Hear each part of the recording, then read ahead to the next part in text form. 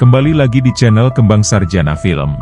Di video kali ini, admin akan merangkum sebuah film super amazing sekaligus mengharukan yang berjudul The Animal Kingdom yang dirilis pada tahun 2023. Film ini menceritakan bumi yang dilanda fenomena virus misterius yang membuat beberapa manusia bermutasi menjadi mutan mirip binatang. Bagaimana kisah selanjutnya? Mari kita simak alur ceritanya.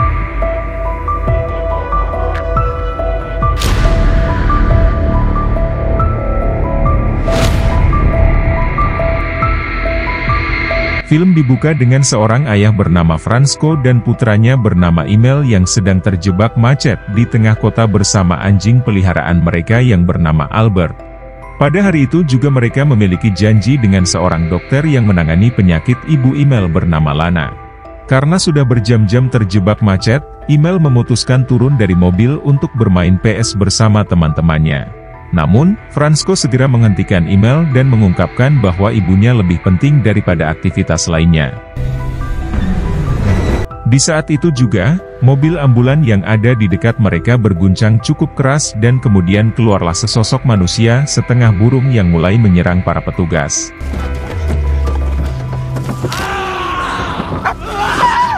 Manusia burung tersebut lalu mendekati Emil dan Fransko, tapi ia tak menyerang dan lebih memilih melarikan diri ke sebelah sana.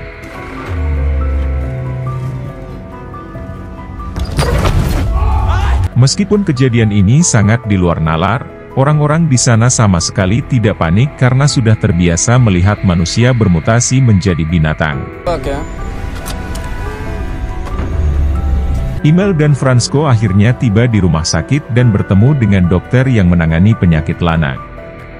Si dokter kemudian menjelaskan kepada Fransko bahwa Lana akan dibawa ke pusat penampungan agar lebih mudah dalam proses penyembuhannya. Rupa-rupanya, istri Fransko adalah salah satu orang yang terkena virus mutan dan berada di tahap 70% menuju bentuk asli mutan gennya.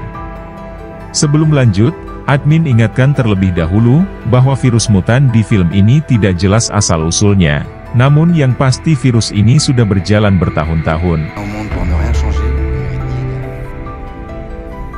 Fransko dan Emil lalu menemui Lana yang diisolasi di sebuah ruangan. Fransko meminta Emil untuk menemui ibunya, tapi Emil trauma karena ia pernah dicakar oleh ibunya.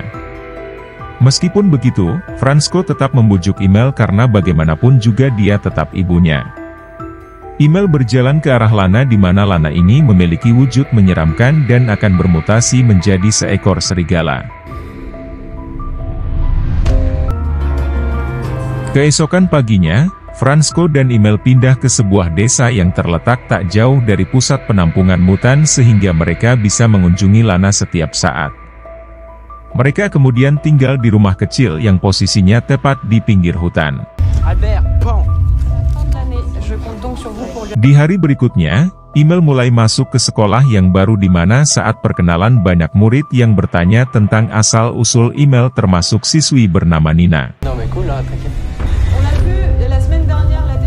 Sepulang sekolah, Emil mampir ke tempat kerja ayahnya di kafe milik temannya. Di sana Fransko menjadi juru masak karena memang masakannya terkenal dan sangat enak.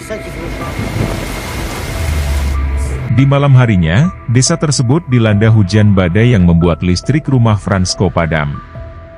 Ketika Emil menemani ayahnya memperbaiki saklar, tiba-tiba Emil melihat sosok mutan, tapi mutan tersebut langsung menghilang begitu saja pada saat lampu rumah menyala.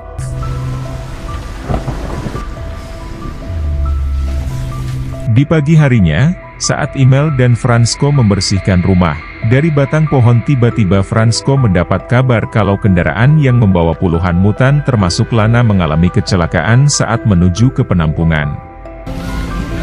Mereka kemudian segera pergi ke lokasi kecelakaan di mana di sana polisi menemukan jasad satu mutan yang tenggelam. Seorang polisi bernama Julia memberitahu Fransko bahwa 40 mutan melarikan diri saat terjadi kecelakaan termasuk Lana.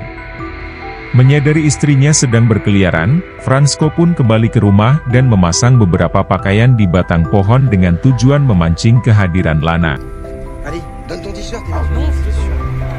Keesokan harinya, Emil mengikuti lomba tarik tambang yang diadakan oleh sekolah. Dalam lomba tersebut, email secara ajaib mampu menahan 5 orang sekaligus dan berhasil mengalahkan lawannya. Hal itu pun membuat siswa lain termasuk Mulyo menyukai email dan mengundang email untuk datang ke pestanya. Menyadari ada yang aneh dengan dirinya, email pun memilih pulang ke rumah dan dikejutkan dengan cakar kecil yang tumbuh di dalam kuku jarinya. Ia pun langsung mencabut cakar tersebut. Namun setelah itu ia mendapati kalau tulang punggungnya mulai menonjol. Hal ini pun tentu saja membuat email ketakutan karena artinya ia terkena virus mutagen hibrida yang sama seperti ibunya. Sementara itu, Fransko yang sedang berbelanja daging di supermarket tak sengaja bertemu Julia yang menjanjikan Fransko kalau pihak polisi akan segera menemukan Lana. Di waktu yang sama, tiba-tiba kegaduhan terjadi di pusat pembelanjaan ikan. Mereka lalu segera berlari ke sana dan menemukan mutan gurita yang sedang mencuri ikan.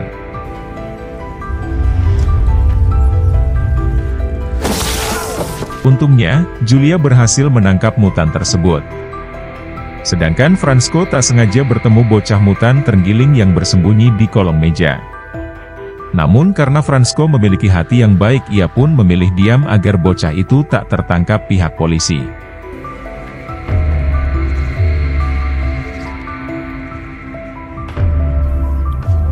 Di keesokan harinya lagi, Fransko mengajak email mencari Lana di hutan, tapi email meminta ayahnya agar mencari ibunya besok pagi karena hari ini ia ingin datang ke pesta temannya. Email kemudian datang ke pesta ulang tahun temannya. Di sana, email mabuk berat dan menunjukkan sifat hewanismenya seperti menjilat tangan Nina. Karena takut teman-temannya curiga, email pun memilih pergi ke dalam hutan.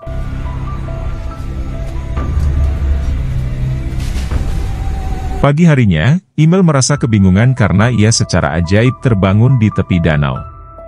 Tidak cuma itu, saat email hendak mandi di rumah, ia juga menemukan sehelai bulu burung tersangkut di mulutnya.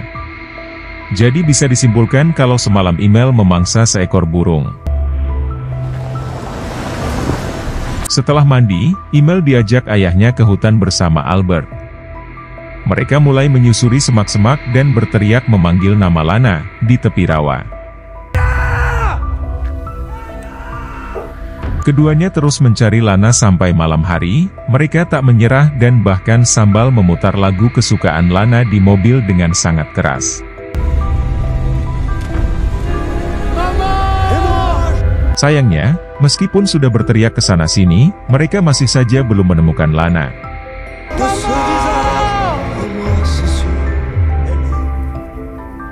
Saat hari menjelang pagi, email terbangun karena mendengar suara gesekan rumput.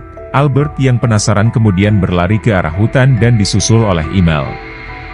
Di sana email secara tiba-tiba diserang oleh sosok mutan burung sebelumnya yang ternyata bersembunyi di hutan ini bersama bocah mutan.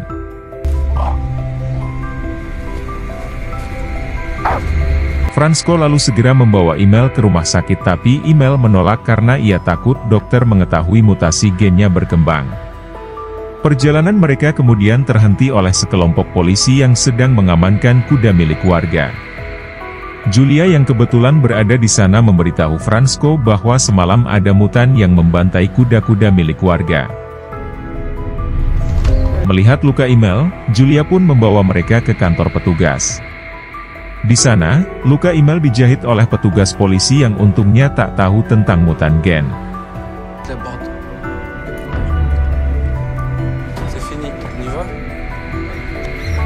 Di hari berikutnya saat email mengikuti kelas sains, ia secara tiba-tiba mendapatkan wangsit berupa pendengaran yang sangat tajam layaknya seekor serigala. Email merasa terganggu dengan suara berang-berang dan secara tak sadar berteriak di dalam kelas.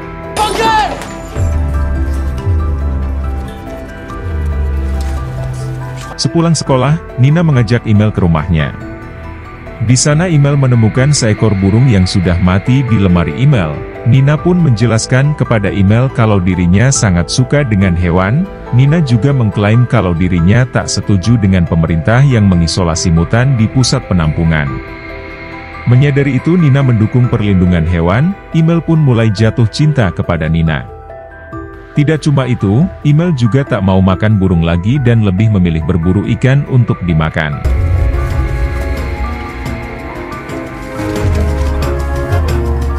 Setelah mendapatkan ikan cukup banyak, Imel pergi ke hutan untuk memberi makan mutan burung dan mutan bunglon. Imel lalu berkenalan dengan mutan burung yang memiliki nama Peika. Di mana hari ini, Peika sedang berlatih terbang. Menyadari tubuh Peika penuh luka akibat terbentur tanah, Imel pun membawa Peika ke rawa dan memintanya agar berlatih di sini karena lebih aman. Setelah Imel menyingkirkan puluhan tunggak di dalam rawa, Peika mulai berlatih terbang meskipun gagal. Peika terus berlatih agar ia bisa terbang layaknya seekor burung beneran.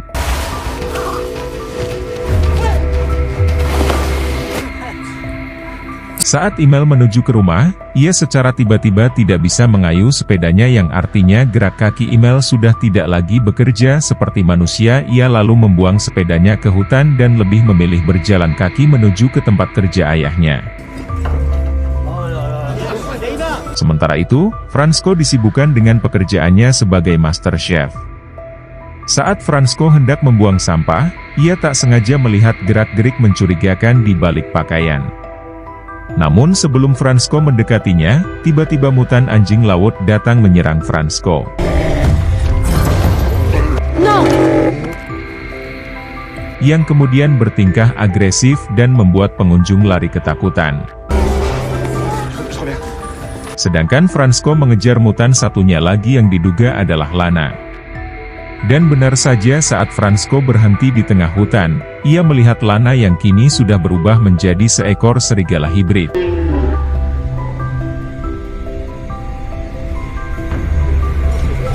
Setelah kericuhan mereda, pihak polisi dan militer mulai berdatangan untuk memburu mutan anjing laut. Fransko lalu bertemu kembali dengan Imel yang menjelaskan kalau sepedanya dicuri oleh maling. Di hari berikutnya, Imel menjalani aktivitas seperti biasanya, seperti berangkat sekolah dan melatih Peika terbang. Ia juga mengganti perban di wajah Peika yang sebelumnya terluka akibat ulah dokter.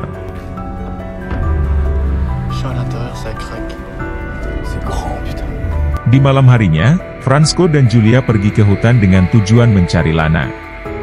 Ketika mereka menyusuri semak-semak, Fransko tak sengaja menemukan sepeda Imel dan ia pun membawa sepeda tersebut ke rumah dan mendapati kalau sepedanya baik-baik saja.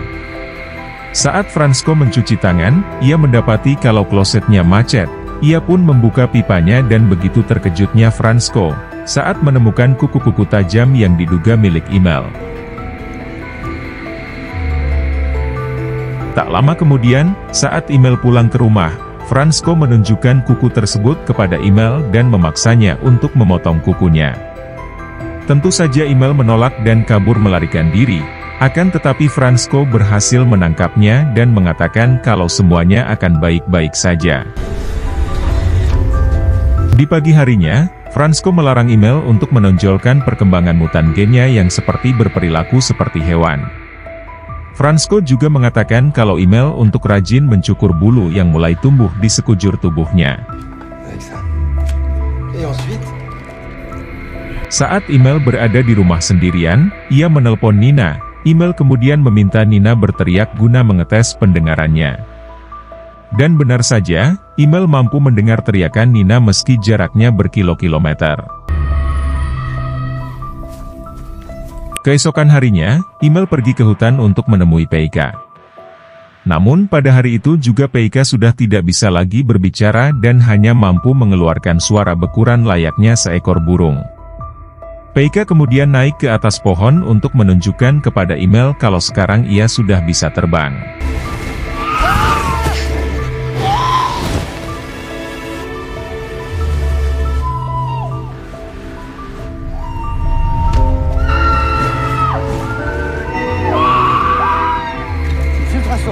Di sisi lain, Fransko marah karena Imel tak kunjung datang, padahal hari ini mereka sedang mengadakan pesta panen di lapangan desa. Fransko lalu pulang ke rumah, dan ketika Email masih berada di rumah, ia kemudian memaksa Email memotong kukunya, namun Email menolak hingga terjadilah perkelahian di antara mereka. Meskipun begitu, Fransko masih menyayangi Email, ia juga tak tega memotong kuku Email dan akhirnya membiarkan Email begitu saja. Pada saat di pesta, Email bertemu Nina yang mengajaknya ke kebun jagung. Di sana Nina mengungkapkan kalau ia suka dengan Email dan berakhir melakukan fotosintesis di tengah ladang jagung. Setelah mengeluarkan anu, Email disergap oleh Mulyo yang tak sudi dekat dengan Nina. Ia menyalakan perangkat suara pengacu binatang yang membuat Email merasa kesakitan. Dan disinilah Mulyo sadar kalau Email seorang mutan.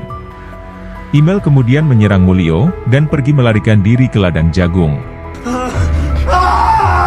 Email dikejar-kejar oleh bapak-bapak yang membawa senapan. Begitu pula dengan Fransko yang mencoba menyelamatkan putranya.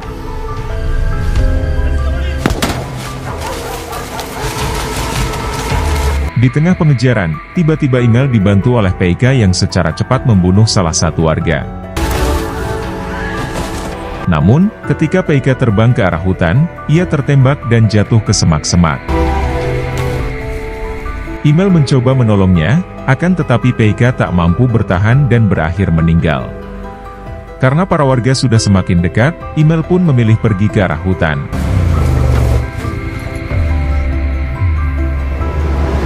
Keesokan paginya, pemerintah mengirim ratusan militer ke hutan dalam rangka membunuh Email dan para mutan lainnya. Email yang masih ketakutan terus berjalan ke arah hutan. Sesekali ia masuk di sungai untuk mencari ikan. Di malam harinya, hutan tersebut diguyur hujan sangat lebat. Untungnya Email menemukan sebuah goa dan tidur di sana.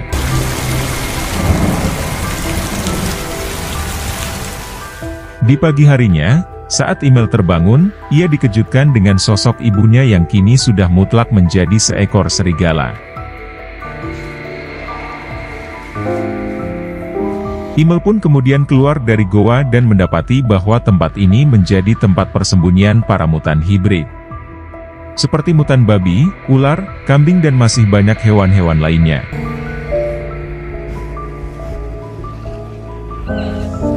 Namun, tak lama kemudian, tempat itu diserbu oleh pasukan militer. Mereka menangkap semua mutan hibrid termasuk Lana dan juga Email. Tapi tidak bagi mutan bunglon yang berhasil lolos berkat kemampuannya dalam berkamuflase. Fransko dan Julia kemudian pergi ke kantor polisi di mana Email berada di sana. Email pun diminta untuk menandatangani surat perjanjian pindah ke pusat penampungan. Saat Email mengeluarkan sikap agresifnya, Fransko segera memukul salah satu petugas dan pergi dari kantor sambil membawa surat izin palsu. Di dalam perjalanan, Email meminta ayahnya agar sering menjenguknya di penampungan. Fransko pun menangis dan mengungkapkan kalau ia tak akan membawa Email ke sana dan malah akan melepaskan Email ke alam liar. Hal itu pun buat Email senang dan keduanya berbagi momen bahagia saat mereka masih bersama Lana. Di saat itu juga mereka dikejar-kejar oleh polisi. Fransko segera tancap gas menuju ke jalur hutan dan setelah itu, ia meminta Email berlari sekencang mungkin ke arah hutan. Go, Emil!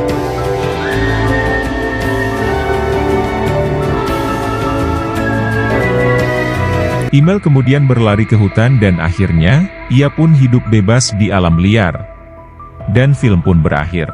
Oke guys, itulah alur cerita film The Animal Kingdom. Semoga kalian terhibur dengan alur cerita yang admin bawakan. Mohon maaf jika ada kesalahan dalam penyampaiannya ataupun penyebutan nama. Sekian dari Kembang Sarjana Film, sampai jumpa di video berikutnya.